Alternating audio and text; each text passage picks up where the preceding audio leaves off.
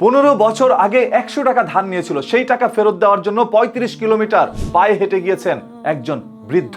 এরপর পাওনাদারের বাসায় যাওয়ার পর বলছে, আমি তোমার থেকে 15 বছর আগে এই টাকাটা নিয়েছিলাম, আজ 15 বছর পর যখন আমার মনে হয়েছে তখন আমি চলে আসছি তোমার টাকা ফেরত দিতে। পাওনাদারও এরকম একটি দৃশ্য দেখে অবাক হয়ে গিয়েছে, বলছে টাকা আমার দরকার নাই, তুমি এই টাকাটা তোমার কাছেই রেখে দাও। বর্তমানে আপনি একজন মানুষকে টাকা ধার দিলে তার কাছ থেকে সেই টাকা আদায় করতে গেলে আপনার জুতো ক্ষয় হয়ে যায়। তাকে খুঁজতে খুঁজতে মোবাইলের টাকা তো শেষ হয়, বরঞ্চ যত টাকা পান তার চাইতে অধিক খরচ হয়, তাও টাকা যেন আপনার পকেটে আর ফেরত আসে না। আর সেই যুগে এসে 15 বছর আগের 100 টাকা ফেরত দেওয়ার জন্য আপনি পাওনাদারের বাসায় যেতে দেখেছেন কাউকে? হ্যাঁ, এমন একটি ঘটনা ঘটে গিয়েছে। সাত সকালে বাড়ি থেকে বের হন 78 বছর বয়সী শমশের আলী। তার গন্তব্য প্রায় 35 কিলোমিটার দূরে আখাউড়া উপজেলায় খরমপুরে। উদ্দেশ্য প্রায় 15 বছর আগের পাওনা 100 টাকা ফেরত দেওয়া। সেই উদ্দেশ্য কখনো পায়ে হেঁটে আবার কখনো গাড়িতে চলে পাওনাদারের বাড়িতে পৌঁছান বৃদ্ধ শমশের আলী। বৃদ্ধ শমশের আলী জানান, 15 বছর আগে তিনি বিদেশি লোক পাঠানোর সংক্রান্ত লেনদেন করেন দুলাল খাদেমের সঙ্গে।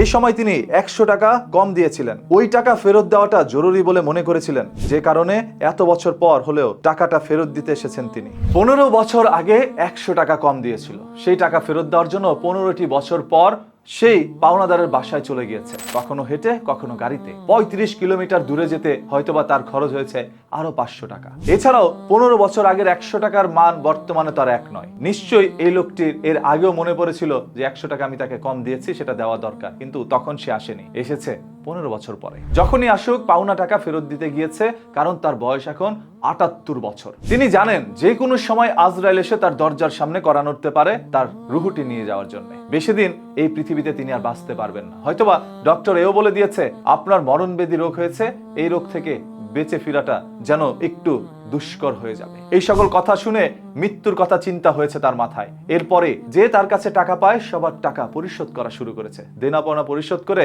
তারপর আখিরাতের কথা ভাবছে। এমনও হতে পারে যেখানে আল্লাহ তাআলা স্বয়ং বলে দিয়েছে, আপনার কাছে যদি পাওনাদার কিছু পেয়ে থাকে, সেটা যদি পাওনাদার মাফ না করে তাহলে আল্লাহ মাফ করবেন না। তাই পাওনাদারের সাথে পাওনা জিনিস মিটিয়ে দেন, আদারওয়াইজ সে আখিরাতে পাওনাদার আপনার সকল আমল নিয়ে যেতে পারে। এখনকার 100 টাকা আর তখনকার আমলটা অনেক বেশি জরুরি। এখন থেকে যদি আপনি বিপদে পড়ে কারো কাছ থেকে সাহায্য নেন, মানে ধারে টাকা নেন বা যে কোনো কিছুই নেন না কেন, সেই টাকাটি যথাসম্ভব দ্রুত পরিশোধ করার চেষ্টা করবেন। মৃত্যু কখন আসে বলা যায় না, পাওনাদার হয়তোবা সেটা মাপ নাও করতে পারে। এই ধরনের ঘটনা, দুর্ঘটনা, লুকোনো সত্য জানতে চোখ রাখুন নিউজকিতে। পেজটাকে এখনই ফলো করে রাখেন।